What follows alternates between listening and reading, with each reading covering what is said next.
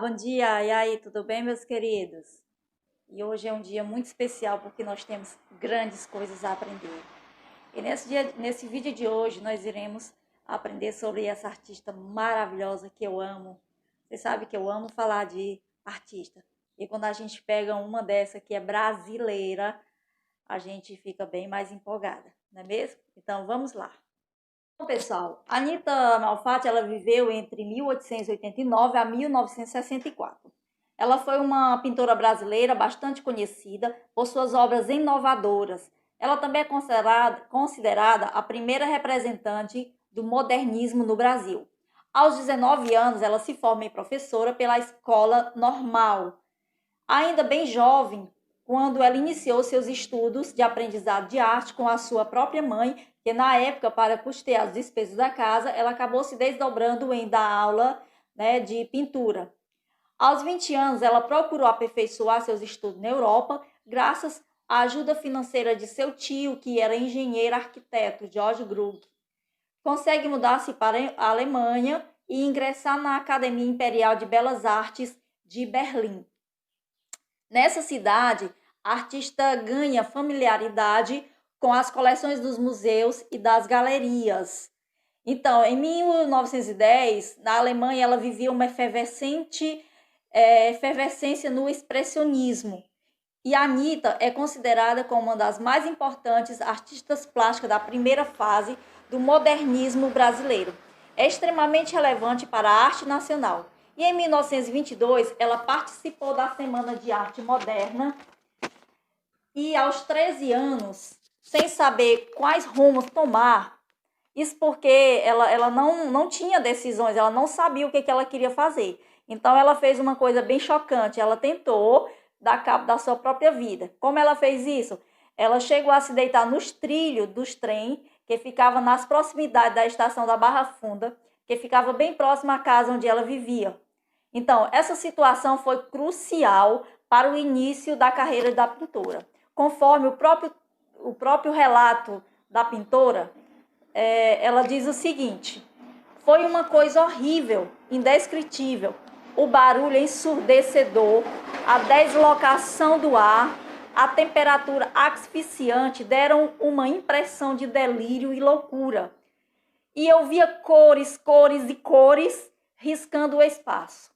Cores que eu desejaria fixar para sempre na retina assombrada. Foi a revelação. Voltei decidida a me dedicar à pintura. Então, isso foi um relato dito pela própria Tarsila após ter essa experiência traumática em tentar dar cabo à sua vida. E como a vida dela é cheia de casos, como a vida de todo mundo, é cheia de surpresa, acontece coisas boas, coisas ruins, e as coisas ruins servem para que possamos melhorar, que foi o caso dela, né? Teve que passar por uma experiência traumática a ponto dela desejar a ser pintora. Então, aqui nós temos algumas curiosidades sobre a Anitta e sobre a Semana de Arte Moderna. Bom, a primeira é que sua pintura foi o estopim da vanguarda do modernismo brasileiro. Em 1917, 5 anos antes da arte moderna, uma mostra com 53 de seus mais arrojados trabalhos chocaram a provinciana e acadêmica São Paulo. Anitta foi casada com Mário de Andrade, participaram juntos do chamado Grupo dos Cinco, que era composto por Tarsila do Amaral, Anita Malfatti, Oswaldo de Andrade, Mário de Andrade e Menotti Del Pitta. Anitta possuía uma atrofia no braço e na mão direita. Aos 3 anos, ela foi levada pelos pais a Lucca, na Itália, na esperança de corrigir o defeito. Mas os médicos não foram nada animadores quanto ao diagnóstico. Então, a Anitta teve que carregar, aliás, essa deficiência pelo resto da sua vida. Só que ela não estava sozinha. Ela tinha uma governanta que era inglesa, que ajudou ela a desenvolver a sua mão esquerda no aprendizado da arte e da escrita. Aprendeu pintura com a sua mãe. Anitta, na infância, perdeu seu pai, chamado Samuel Malfatti, que quando ele morreu, ele deixou a família sem recursos financeiros, né? Então, a mãe de Anitta, para sustentar os filhos, a dona Beth, ela passa a dar aulas particulares de idioma e também de desenho e pintura. Em 1910, Anitta viaja para a Alemanha, onde conhece o grupo Die Brücke. Seus planos incluíam estudos em Paris, mas a situação financeira não foi nada boa, não deu para ela fazer essa parte, né? Então foi aí que o seu tio financiou seus estudos e ela acompanhou suas primas à Alemanha e teve mestres importantíssimos como Fritz Burger e Lovis Corinth. Sua primeira exposição individual foi em 1914, aos 24 anos. O objetivo era conseguir uma bolsa e voltar a viajar, mas por causa da guerra ela não pôde ir e acabou viajando para os Estados Unidos, onde passou 2 anos, e assim ela conseguiu terminar o seu curso. Outra curiosidade, que Monteiro Lobato fez fortes críticas ao trabalho da artista. Em 1917, ela montou uma exposição individual aconselhada pelos amigos e no primeiro dia da exposição ela chegou a vender 8 quadros. Só que Monteiro Lobato publicou uma crítica no jornal O Estado de São Paulo com a seguinte: o relato dizia o seguinte, que ela tinha sido deixada influenciar por Picasso e sua turma, e no dia seguinte todas as telas que foram compradas foram devolvidas. E todos passaram a atacá-la nos jornais, mas só que teve alguns que começaram a defendê-la, como Mário de Andrade, Oswaldo de Andrade, Menor Del Pitta e Guilherme de Almeida.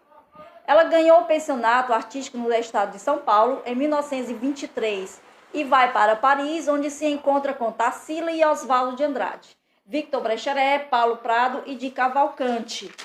Então, ela vive uma transformação profunda, né, onde perde o impulso meramente do expressionismo, deixando de lado o uso das cores fortes e artificiais e começa a representar o mundo de forma mais simplificada.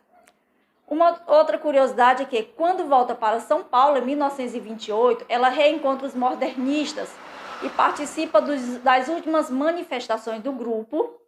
Nos anos 30, passou por grandes dificuldades econômicas e a obrigaram a dedicar-se cada vez mais ao ensino da pintura e do desenho, e a pintura decorativa.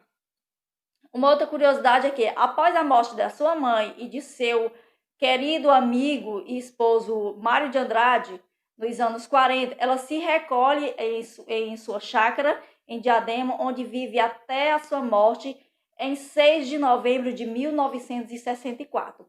Então, Tarsila, ela teve uma produção artística bem vasta. E algumas obras mais importantes delas, que eu admiro muito, que eu acho bem bonita, bem interessante, é A Boba, A Estudante, O Farol, A Ventania, Mulher de Cabelo Verde, O Dosso, A Japonesa, O Barco, O Homem Amarelo e, como toda artista, não poderia faltar o autorretrato. Bom, gente, essa foi a nossa aula sobre Tarsila do Amaral, ou melhor, sobre Anitta Malfatti. É lógico que tem muita coisa para aprendermos sobre ela, mas por conta, para não ficar um vídeo tão longo, eu trouxe apenas algo mais para complementar o nosso aprendizado, tá bom? Deus abençoe, cheiro, até a